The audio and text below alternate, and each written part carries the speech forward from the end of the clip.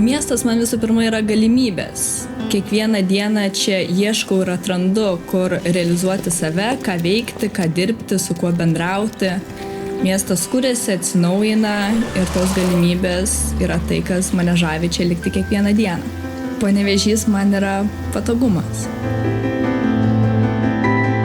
Šiame mieste mano darbai randa erdves, aplinka, kurioje gali kūrybiškai augti.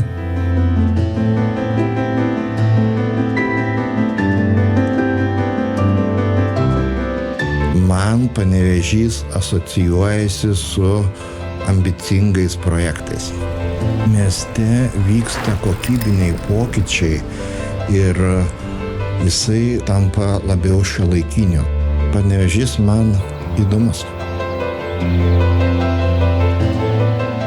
Panevėžys yra mano gimtasis miestas. Čia prabėgo visas mano gyvenimas. Čia gimiau, čia gyvenu, čia yra Juozo Miltinio teatras. Čia mano širdis.